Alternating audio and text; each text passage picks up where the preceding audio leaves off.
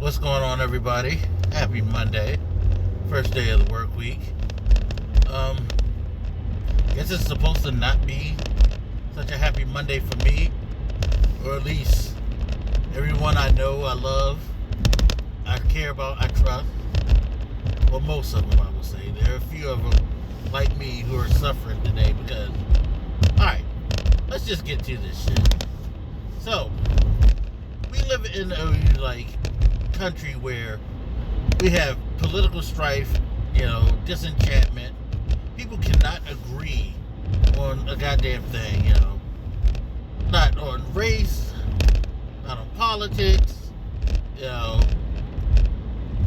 hard to get people to come together and do things that they need to do in this life, People don't want to vote. People don't want to be charitable. None of that shit. Do you know what people want to do? They want to hate Duke, and they want to make people who are fans of Duke as miserable as possible. If there's anything in this world, in this life, that can bring people together, it's people's general distaste for Duke University men's basketball. And I don't know if it's the same for the women. I don't feel like it is. I feel like the women are kind of like an afterthought unless they're so good that they, get, side hate. Like if the men's basketball team wins and, the Duke's women's team suffer, people get to, be happy because they're suffering. Things like that. I don't know. It's wild. And, partially I get it. Like, especially, it is funny. I have been challenged as an African American about being a Duke fan, which 100% understandable in some cases. Especially with some of the things that have gone on at campus that have involved, race. Everybody remembers the stripper incident. Stuff like that. With the lacrosse team. And there's always been the talk that they only accept a certain type of black person.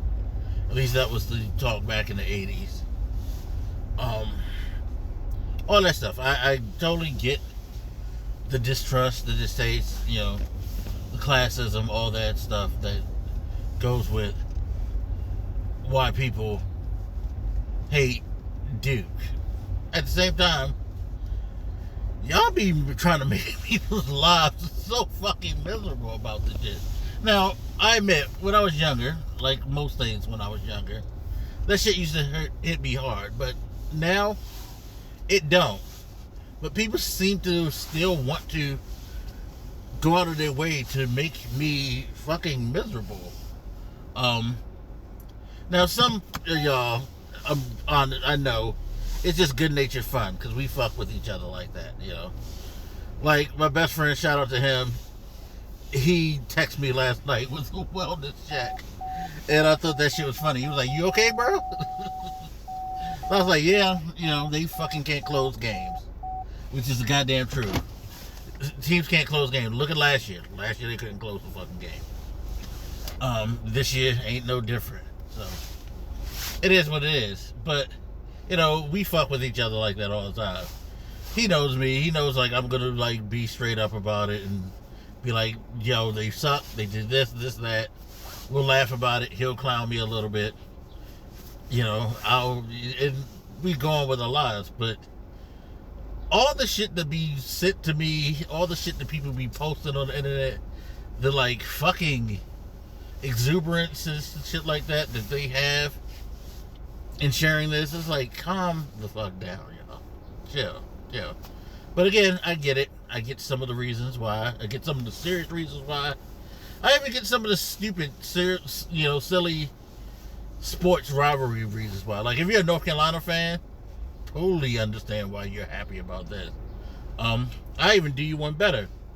Jon Scheyer has pretty much done kind of the same thing that Hubert Davis has done over the last couple of years. Not saying Jon Scheyer should get fired, but considering Hubert Davis probably could have gotten another pass for this year for that collapse. I mean, but that's just the standard that North Carolina have. I think they're getting frustrated because it's been a while since they've been consistently in the top. I mean, the man took them to a Final Four. It's not that long ago since he did that. And with the changing in recruiting, hey. I mean, but it is what it is. Shout out to Hubert Davis. Hopefully he finds something else and is successful there. But yeah, man, y'all gotta chill out with all this shit. I'm fine. Like I said, they can't close games. The consistency in defense has always been an issue. And I was telling somebody this before. It's like that UConn might clip them because I always felt like if they would have made it to the Final Four, they probably would have made it to the final game, and Arizona would have beat the shit out of them, the living daylights out of them. But Duke's inconsistency came through early.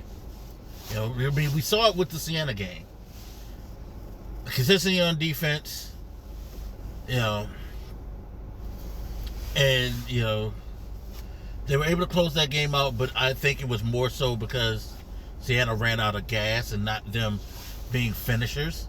They're not really good finishers. They really aren't good finishers right now. And that's a problem. And it's going to be harder and harder in this NIL one and done, atmosphere. You're not going to build a team where you can instill those fundamentals. Like, you got to get that identity early. And, I think it's why you see stuff like the Hubert Davis firing, actually, because these people will jump ship or they'll go to the pros.